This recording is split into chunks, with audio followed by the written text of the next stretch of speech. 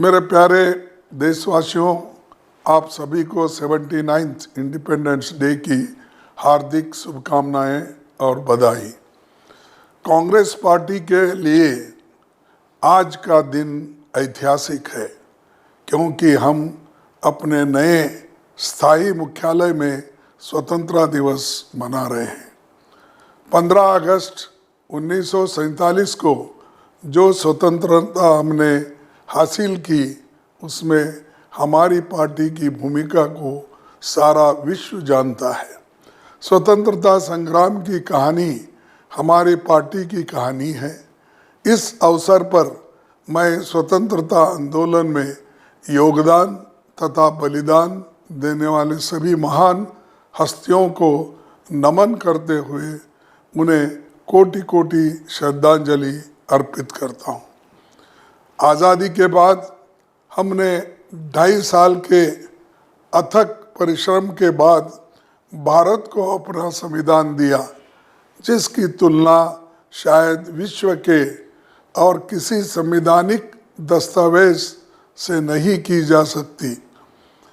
आज़ादी के बाद 8 दशकों की लंबी यात्रा में कांग्रेस पार्टी की सरकारों ने और हमारे दूरदर्शी नेताओं ने एक मजबूत भारत की नींव रखी। संविधान को सर्वोच्च रखकर जनता को लोकतंत्र के निर्माण में बराबरी का स्थान दिया। अमीर, गरीब, राजा, प्रजा, महिला, पुरुष सभी को बराबर अधिकार दिया। 1 पर्सन 1 वोट 1 वैल्यू। सैकड़ों वर्षों से गुलामी की जंजीरों में जकड़े भारत को वास्तविक रूप से आज़ाद बनाकर आत्मनिर्भर बनाने के लिए बड़े बड़े स्टील के कारखाने लगे। खाद्यान्न में स्वावलंबी बनाने के लिए बड़े बड़े बांध बनाए गए, नहरों के जाल बिछाए गए, वर्ल्ड क्लास इंजीनियरिंग और मेडिकल कॉलेजेस बनाए गए, स्पेस टेक्नोलॉजी स्थापित की गई।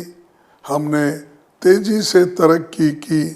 देखते ही देखते हमारा नाम दुनिया की बड़ी शक्तियों में शुमार होने लगा।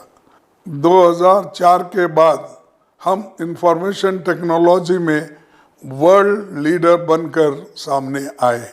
मैं हमारे पहले प्रधानमंत्री पंडित नेहरू के शब्दों को याद दिलाना चाहता हूँ। उन्होंने कहा था कि India is a great and ancient civilisation.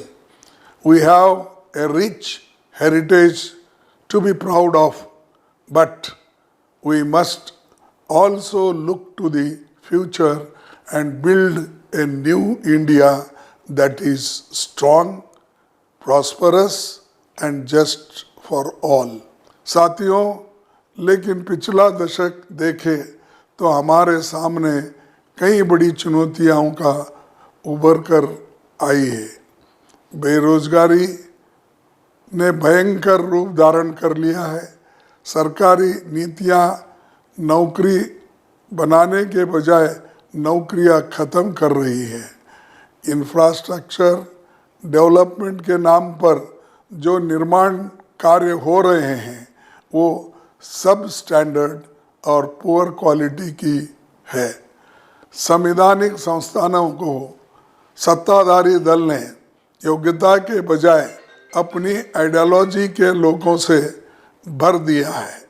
जब चाहा जिसे अपॉइंटमेंट कर दिया, मन किया तो इस्तीफा ले लिया। ईडी, इनकम टैक्स, सीबीआई जैसे संस्थानों का विरोधियों के खिलाफ इतना खुला राजनीतिक इस्तेमाल हुआ है कि देश के सर्वोच्च न्यायालय को उन्हें आईना दिखाना पड़ रहा है। भारत की जिस गुटनिरपेक्ष नीति ने वर्षों से हमें दुनिया में सम्मान दिलाया, आज हमने उस विशिष्ट स्थान को खो दिया है। जहां एक समय हम सभी डेवलपिंग कंट्रीज की आवाज़ थे, आज हमारा कोई अपना नहीं, ना पड़ोस में ना दूर दराज में। साथियों, आज़ादी के नायकों ने इस देश के लिए जो सपना देखा था, वो सपना आज हमसे दूर होता जा रहा है। भारतीय लोकतंत्र का आधार निष्पक्ष चुनाव है।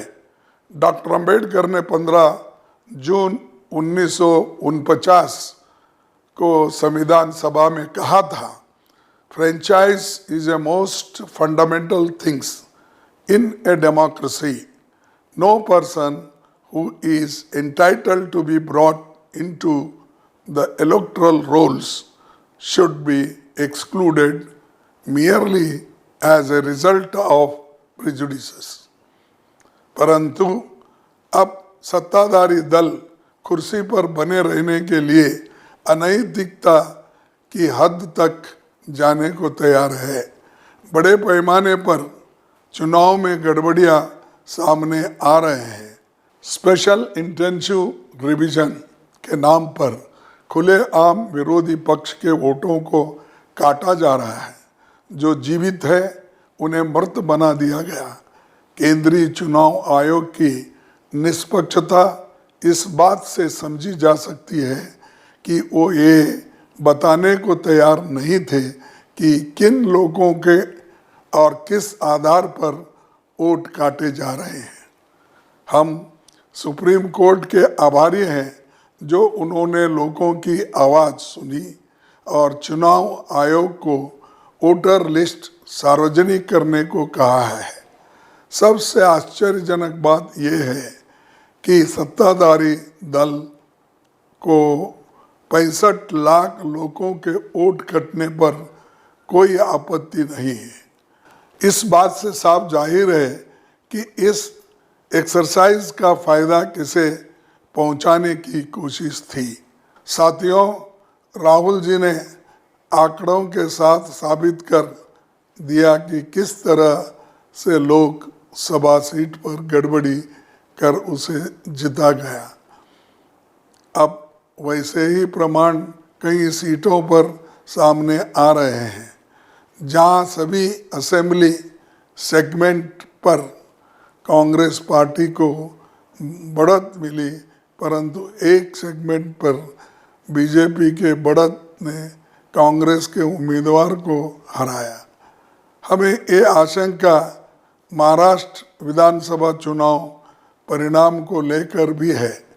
पार्टी बारीकी से ऐसे सीटों का अध्ययन कर रही है। समय आने पर ये लोगों के सामने पेश किया जाएगा, क्योंकि ये हमारे लिए ही नहीं, दुनिया के सबसे बड़े लोकतंत्र के सामने सबसे बड़ी चुनौती है।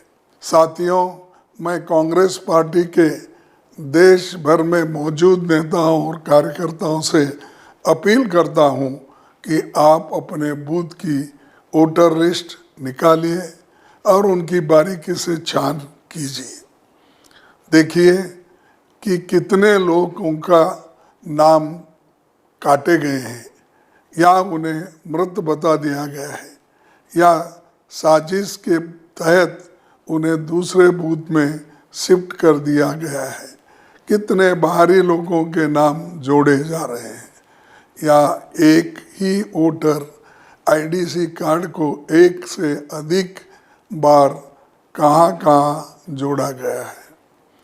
एक नई बात देखने को आई है कि चुनाव से एक दिन पहले एडिशनल लिस्ट के नाम पर नई वोटर लिस्ट भेज दी जाती है, जिसकी जांच समय के अभाव में कैंडिडेट नहीं कर पाता।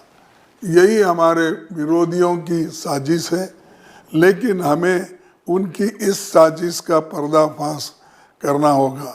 कांग्रेस पार्टी ने एक वेबसाइट बनाई है, उस पर आप सारी गड़बड़ियों की जानकारी दे सकते हैं। इसके अलावा पूरे देश में लोग ऐसी जानकारी भेज रहे हैं, हम उन्हें भी इकट्ठा कर रहे हैं। याद रखिए, ये चुनाव जीतने की लड़ाई नहीं है, ये भारतीय लोकतंत्र को बचाने की लड़ाई है। ये हमारे संविधान को सुरक्षित रखने की लड़ाई है। हम महात्मा गांधी, पंडित नेहरू, सरदार पटेल, डॉक्टर अंबेडकर, मौलाना आज़ाद, सुभाष चंद्र बोस जैसे नेताओं के सपनों को ऐसे बिखरने नहीं दे सकते। हमें इस लड़ाई को उसी शिद्दत से लड़ना होगा जिस शिद्दत से हमने आज़ादी की लड़ाई लड़ी थी। इसी लड़ाई को लड़ने के लिए राहुल जी ने आने वाले 17 तारीख से बिहार के सासाराम से वोट अधिकार यात्रा शुरू करने जा रहे हैं। आप सभी को मिलकर इसे सफल बनाना होगा। इसी शब्दों के साथ मैं अपनी बात समाप्त करता हूँ। जय हिंद, जय कांग्रेस।